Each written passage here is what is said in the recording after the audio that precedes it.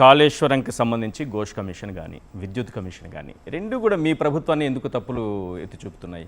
రేవంత్ రెడ్డి రాజకీయంగా మా మీద బుర్ర జల్లాలని ప్రయత్నం చేస్తుండు. విద్యుత్ కమిషన్ ఇవాళ వరకు ఎందుకు బయట పెట్టలేదు? నిజంగా విద్యుత్ కమిషన్ మేము తప్పు చేసినామని చెప్పుంటే విద్యుత్ కమిషన్ రిపోర్ట్ అసెంబ్లీలో ఎందుకు పెట్టలేదు? విద్యుత్ కమిషన్ రిపోర్ట్ పబ్లిక్ డొమైన్లో ఎందుకు పెడతలేరు? ఎందుకు మీరు చర్యలు తీసుకుంటలేరు? మిమ్మల్ని ఎవరైనా ఆపుతున్నారా? కాళేశ్వరం కమిషన్ విషయం అయితే హైకోర్టే చెప్పింది ఇది తప్పు, ఇది చెత్తబుట్ల పడేయండి అని. అంటే ఇప్పటి వరకు మా మీద ఆరోపణలే తప్ప. అంటే ఇప్పుడు ఈ గవర్నమెంట్ మీరు ఒక one thing is very clear, విపరీతంగా స్కాములు చేస్తూ వచ్చారు. 6 గ్యారెంటీలు అమలు చేయడంలో వైఫల్యం చెందుతా ఉన్నారు. అంతర్గత కలహాలతో అవినీతితో కాంగ్రెస్ క్యాబినెట్ కాంగ్రెస్ ప్రభుత్వం పూర్తిగా మునిగిపోయినటువంటి పరిస్థితి. ఎప్పుడు వాళ్ళు డౌన్ఫాల్ అయినా మా మీద ఏదో బురద జల్లుతూ ఒక లీక్ ఇస్తూ దాని పేరు మీద పబ్లిక్ డైవర్షన్ టాక్టిక్సే తప్ప ఈ రోజు వరకు ఒక్కటి చెప్పండి మా మీద జరిగింది, ఒక విచారణలో తేలింది ఒకటి చెప్పండి. కొన్ని సిబిఐ విచారణ కాళేశ్వరం పైన ఉంది కదా, ఎందుకు ముందుకు సాగట్లేదు? అసలు ఆ రిపోర్టే కొట్టేస్తే దాని మీద ఏం విచారణ చేస్తుంది సిబిఐ? దేని మీద బేస్ చేసి విచారణ చేయాలి? ఘోష్ కమిషన్. ఆ ఘోష్ కమిషన్ రిపోర్టే చెల్లదని సర్వోన్నత న్యాయస్థానం చెప్పినాక ఇంకా దేని మీద విచారణ జరుపుతారు? అయినా 2.5 సంవత్సరాలు నువ్వు చేసింది ఏంది? ఇప్పుడు కొత్తగా వాళ్ళు వచ్చి చేసేది ఏంది? నువ్వు 2.5 years నువ్వే విచారణ జరిపినావు కదా, విజిలెన్స్ విచారణ, ఇంకేందో విచారణ, 1,00,000 విచారణలు చేసినావు. ఇంకా కొత్తగా వాళ్ళు వచ్చి చేసేది ఏమో. కానీ సిబిఐ విచారణ ఎందుకు సాగట్లేదంటే రేవంత్ రెడ్డి గారు కానీ కాంగ్రెస్ పార్టీ కానీ చెబుతోంది ఏంటంటే బీఆర్ఎస్ బీజేపీ కలిసి ఆ సిబిఐ విచారణని అడ్డుకుంటున్నాయి. ఏం చెప్తారు? ఆ అవసరం మాకు లేనే లేదు. ఆ కుమ్మక్కు రాజకీయాలు రేవంత్ రెడ్డికే తెలిసి ఇవాళ ఢిల్లీలో పోయి బీజేపీ వాళ్ళతోని డిన్నర్లు ఎడ చేస్తుండే రేవంత్ రెడ్డి తెలియదా? అందరు చూస్తలేరా? పొద్దున్నేమో రాహుల్ గాంధీ ఇంట్లో, మధ్యాహ్నమేమో బీజేపీ కేంద్ర మంత్రుడి ఇంట్లో లంచ్లు డిన్నర్లు.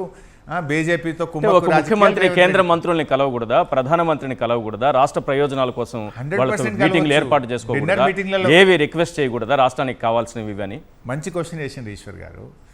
ప్రధానమంత్రి మరియు అమిత్ షా గారు ఈ రాష్ట్రానికి వచ్చినప్పుడు ఏం చెప్పిండ్రు? ఈ రాష్ట్రంలో ఆర్ఆర్ ట్యాక్స్ నడుస్తుంది, రాహుల్ గాంధీ రేవంత్ రెడ్డి ట్యాక్స్ నడుస్తుంది, ఈ ఆర్ఆర్ ట్యాక్స్ మీద చర్యలు తీసుకుంటాము అన్నారు. మరి 2.5 సంవత్సరాల నుంచి ఎందుకు చర్యలు తీసుకుంటలేరు? ఈ రాష్ట్రంలో ఎవరు అడిగినా చెప్తారు ఆర్ఆర్ ట్యాక్స్ అంటే హెచ్ఎండిఏలో కానీ జిహెచ్ఎంసీలో కానీ ఇవాళ ఎవరికి బిల్డర్స్కు అనుమతులు కావాలంటే ఎంత ట్యాక్స్ అనేది ఇవాళ కొత్తగా పెట్టిన ట్యాక్సే కదా. అదేవిధంగా ల్యాండ్ కన్వర్షన్ 30% ట్యాక్స్, ఫైనాన్స్లో బిల్లు రావాలంటే 15% ట్యాక్స్. ఈ ఆర్ఆర్ ట్యాక్స్ల గురించి రాష్ట్ర ప్రజలందరికీ తెలుసు. ఇలా పరిస్థితి ఏంటంటే ఎమ్మెల్యేలు దానిపైన విచారణ ఎందుకు జరుగుతలేదు అంటే రేవంత్ రెడ్డి బీజేపీల మధ్య ఉండే చీకటి ఒప్పందం వల్లనే జరుగుతలేదు.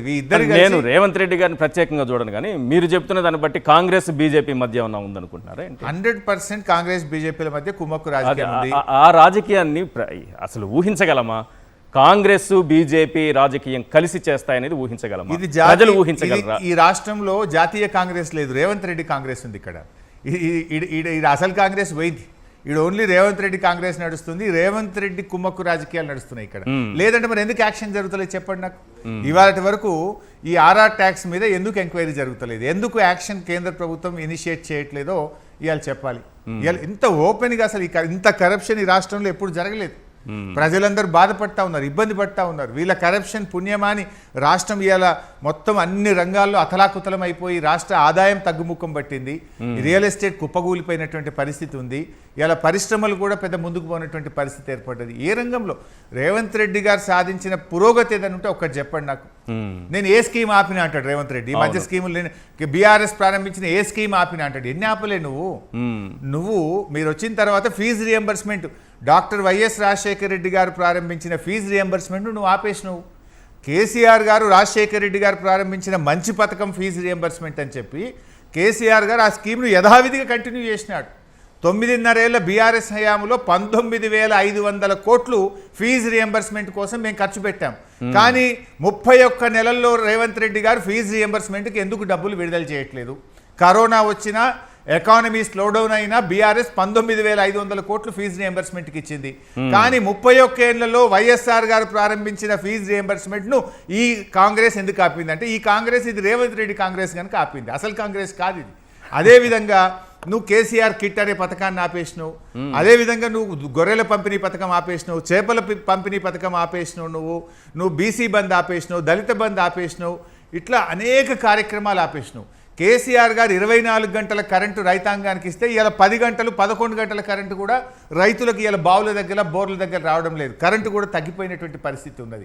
ఇలా ఈ రాష్ట్రాన్ని అన్ని రంగాల్లో కిందికి పోతున్నటువంటి పరిస్థితి ఉంది. అంటే రేవంత్ కాంగ్రెస్ అని మీరు చెప్పేది నిజమైతే అసలు కాంగ్రెస్ చూస్తూ ఊరుకుంటుందా అధిష్టానం? చూడాలి మరి. మాకైతే మరి ఎందుకు అంత బలహీనంగా ఉంది అసలు కాంగ్రెస్ అనేది ఇలా మనం ఆలోచించాలి. అసలు కాంగ్రెస్ లాగా రేవంత్ కాంగ్రెస్ అసలు కాంగ్రెస్ ఏంటిది? ఇవాళ జరుగుతుంది అదే. ఇప్పుడు మీనాక్షి నటరాజన్ గారి రాజ్యసభ సభ్యత్వం ఎట్లా పోయిందో మనం పేపర్లలో టీవీల్లో చూసినాం కదా. మీనాక్షి నటరాజన్ ఫైనల్ చేసింది అసలు కాంగ్రెస్. మరి ఈ రాష్ట్రం నుంచి సమాచారం పంపించి ఆవిడ నామినేషన్ రిజెక్ట్ అయ్యే విధంగా చేసింది ఏ కాంగ్రెస్ రాష్ట్ర ప్రజలకు తెలుసు, దేశ ప్రజలకు తెలుసు. They have to decide. మరిన్ని అప్డేట్స్ కోసం ఛానల్ ను సబ్స్క్రైబ్ చేయండి. నోటిఫికేషన్స్ కోసం బెల్ ఐకాన్ పై క్లిక్ చేయండి.